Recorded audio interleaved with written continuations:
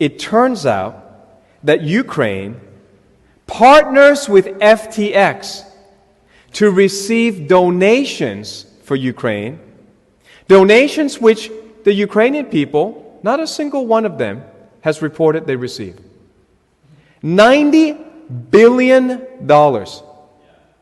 More than the entire military budget of Russia. More than the entire budget. Not a single Ukrainian I know has received it.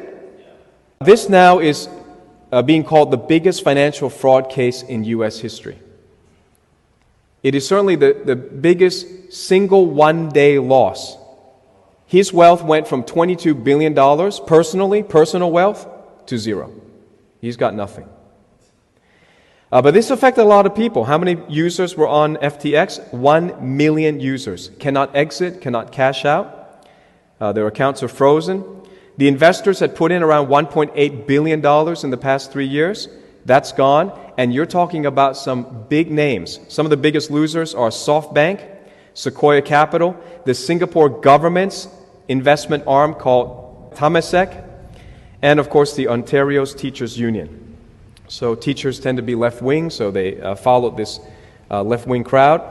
So this company that was valued at $32 billion is pretty much close to zero right now.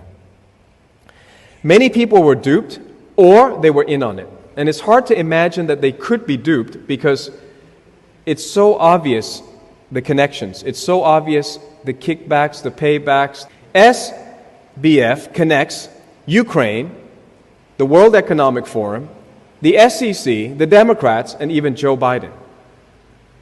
So we're going to have to go back a few months and go back to a picture that was remarkable to me.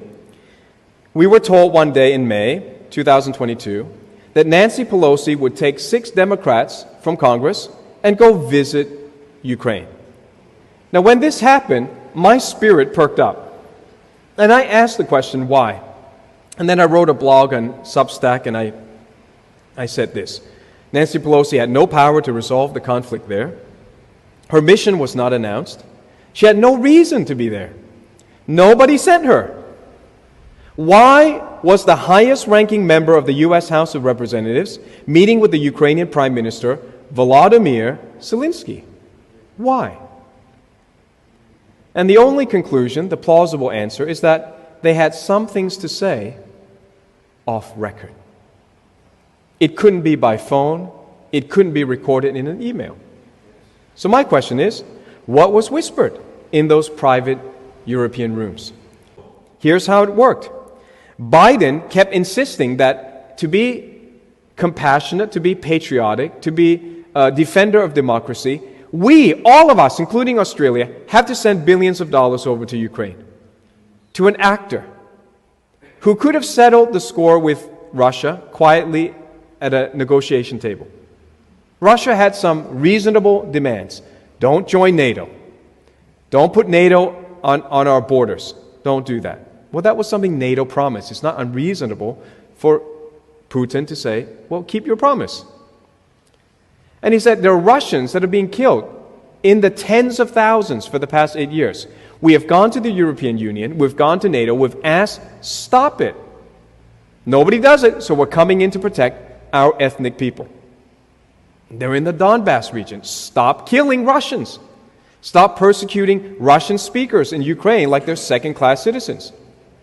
Ukrainians know that this happens, and they couldn't get satisfaction talking, so they went to war.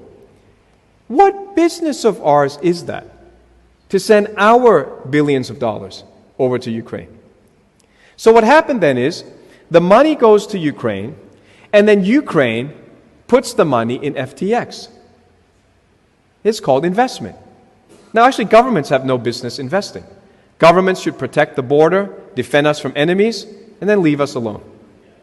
There's no mandate for governments to invest for us, but they do, because people have become ignorant. We've become dull, mentally dull. They invest in FTX. FTX then, we know for sure, sends the money to the Democratic Party and what's called the super PACs.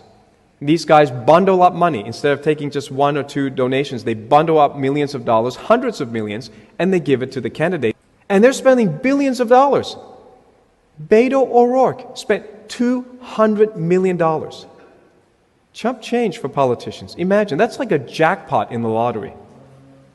That's life-changing wealth. He blew $200 million away on failed campaigns that somebody obviously paid for to be Texas governor, U.S. senator, president, U.S. president. Who spends $200 million on a job that pays $100,000? Tell me that. A crook. Only a crook would spend millions of dollars for a job that pays, at most, the president pays $400,000 a year.